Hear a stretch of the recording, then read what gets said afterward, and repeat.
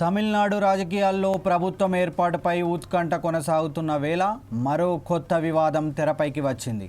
విజయ్ నేతృత్వంలోని టీవీకే గవర్నర్కు నకిలీ మద్దతు లేఖ సమర్పించిందని ఏఎంఎంకే అధినేత టీటీవీ దినకరన్ ఆరోపించారు. ఈ వ్యవహారంపై చట్టపరమైన చర్యలు తీసుకుంటామని ఆయన స్పష్టం చేశారు. అయితే తమిళనాడు అసెంబ్లీ ఎన్నికల ఫలితాలు వెలువడిన 4 రోజులైనా ప్రభుత్వం ఏర్పాటుపై ఉత్కంఠ కొనసాగుతోంది. 108 స్థానాలతో అతిపెద్ద పార్టీగా అవతరించిన టీవీకే మెజార్టీ కోసం మద్దతు కూడగట్టే ప్రయత్నాల్లో ఉంది. ఈ క్రమంలో విజయ్ గవర్నర్ను కలవడం రాష్ట్ర రాజకీయాల్లో చర్చనీయాంశమైంది.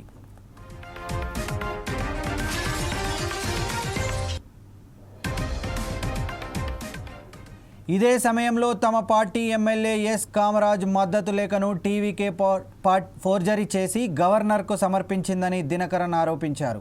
తాము గవర్నర్కు అందజేసిన అసలు లేఖ వేరేనని, టీవీకే సమర్పించినది ఫేక్ కాపీ అని ఆయన పేర్కొన్నారు. ఈ వ్యవహారంపై క్రిమినల్ ఫిర్యాదు చేస్తామని కూడా తెలిపారు. దీంతో దినకరన్ చెన్నైలోని గిండి పోలీస్ స్టేషన్కు వెళ్లి అధికారిక ఫిర్యాదు నమోదు చేశారు.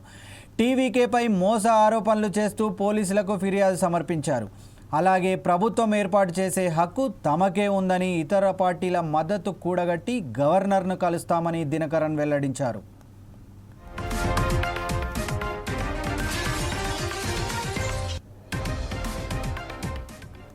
అయితే ఈ ఆరోపణలను టీవీకే తీవ్రంగా ఖండించింది.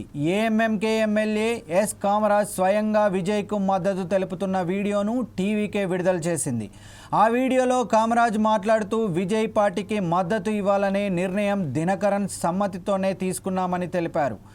తమపై వస్తున్న ఆరోపణల్లో నిజం లేదని టీవీకే స్పష్టం చేసింది. ఇక మరోవైపు ఎమ్మెల్యేలను ప్రలోభపెట్టి విజయ్ తన వైపు తిప్పుకుంటున్నారని దినకరన్ ఆరోపించారు. తన పార్టీ ఎమ్మెల్యే కామరాజ్ కనిపించడం లేదని గవర్నర్కు కూడా ఫిర్యాదు చేసినట్లు చెప్పారు.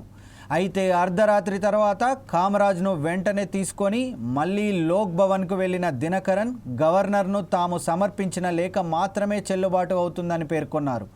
ఈ పరిణామాలతో తమిళనాడు రాజకీయాలు మరింత ఉత్కంఠభరితంగా మారాయి. ప్రభుత్వం ఏర్పాటుపై స్పష్టత రాకముందే నకిలీ మద్దతు లేఖల వివాదం రాజకీయ వర్గాల్లో పెద్ద చర్చకు దారితీసింది.